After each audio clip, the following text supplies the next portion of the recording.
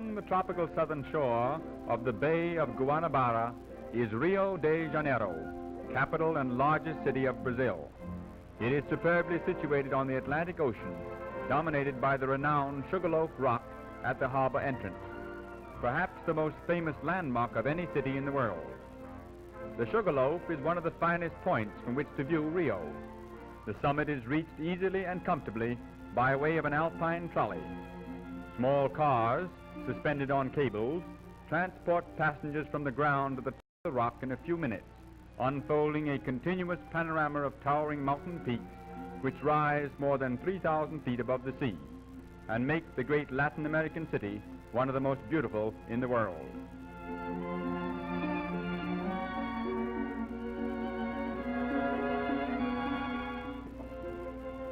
From the top of the rock, the great city is seen in its entirety. To the left, the Atlantic Ocean breaks upon the sands of the beautiful Copacabana beach. The better residential sections cluster about the bases of the mountains in the shadow of Corcovado, a dominating pinnacle rising above Botafogo Bay and surmounted by the gigantic stone figure of the Christ.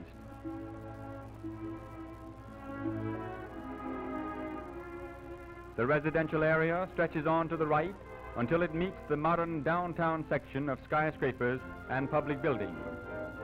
Rio de Janeiro, once jewel of Portugal's colonial kingdom, then for 67 years imperial capital of an independent empire, is today seat of the government of Brazil, a country the area of which is greater than the 48 United States of America and the fourth largest country in the world.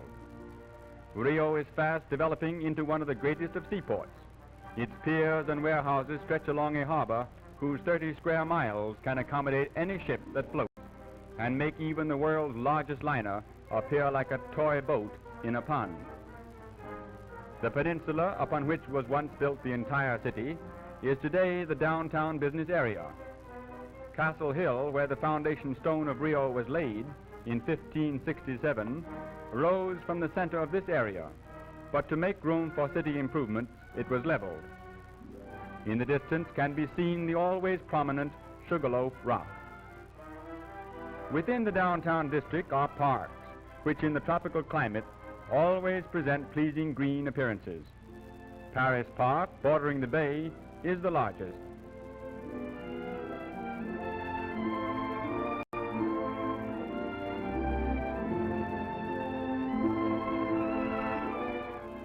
One of the show spots of Rio is the celebrated Mangué Canal, lined with 4 rows of towering royal palms.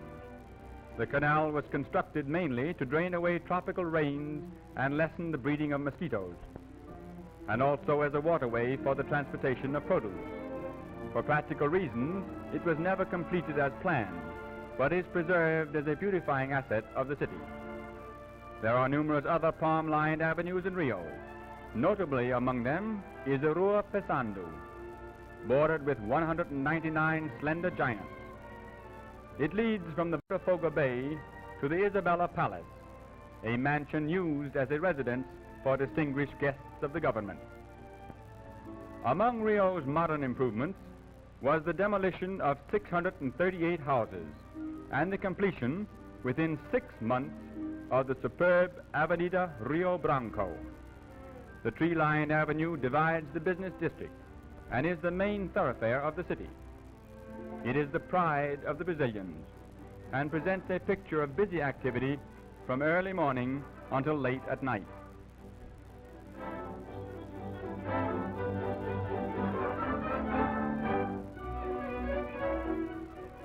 Intersecting the Avenida Rio Branco is the renowned Rua do Ouvidor, said to be the most famous street in South America and one of the most noted in the world. It is less than 1/2 mile long and not 10 feet wide from curb to curb, and through it no wheeled vehicles are allowed. It is a shopping street which caters to elegant and expensive taste, and it is claimed no finer articles than from the fashionable shops of the Ouvidor can be found anywhere in the world. Through the Avenida Rio Branco, no commercial vehicles, save buses and taxis, are permitted after 4 p.m. The avenue is a favorite promenade of the Brazilians. There is an old law that prohibits one walking in the street without a coat, and though it is not enforced, passengers are forbidden to ride in first-class tram cars without collar and tie, shoes and socks. Persons not properly attired must ride in second-class cars to the rear. Near the end of the Avenida, fronting upon a small park, is the Municipal Theater and Grand Opera House, which was built at a cost of over $5 million. Facing upon the park are also a group of tall buildings, motion picture houses and cafes, an amusement block called Cinelandia.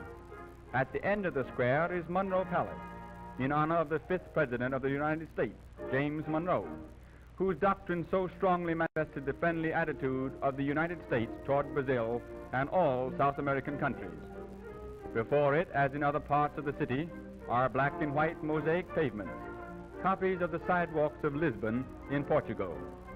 They are not only pleasing but durable, for the first paving stones came from England over 75 years ago, and many of them are still in use today. The city is lavishly embellished with monuments and statues. Surrounded by 4 aboriginal figures, symbolizing the 4 great rivers of the country, is the statue of Dom Pedro, proclaimer of independence and the first emperor of Brazil.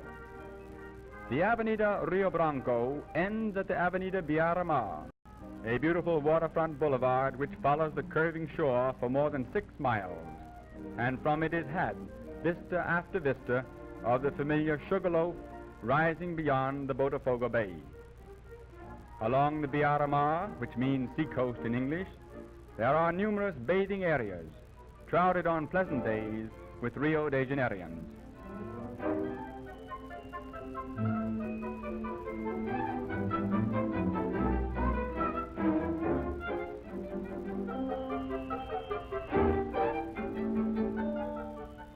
The most beautiful bathing site of Rio is the curving Copacabana Beach.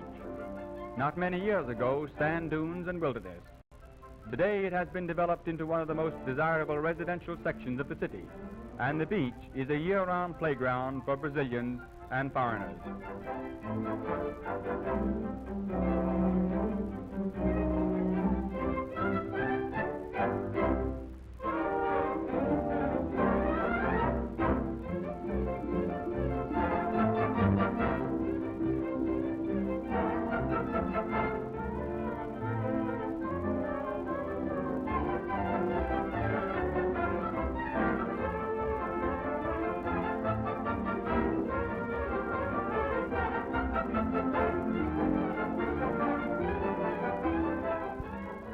The second of the 2 outstanding landmarks of Rio is the perpendicular rocky peak Corcovado, the Hunchback, which looks down upon the city from a height of 3,312 feet. Its summit is crowned by a colossal modern statue of the Christ, with arms outstretched in an attitude of welcome. From a lookout terrace at its base, it had one of the world's most famous urban panoramas. Historians disagree as to who was the discoverer of Rio, but most give the honor to Andre Gonçalves, who entered the bay on January the 1st, 1502, and believing it to be the mouth of a great river, named the place Rio de Janeiro, River of January. Since the first permanent settlement in 1558, the shores of the Bay of Guanabara have slowly been changed from forest and jungle to become one of the great capitals of the world and one of the most beautiful cities of all time.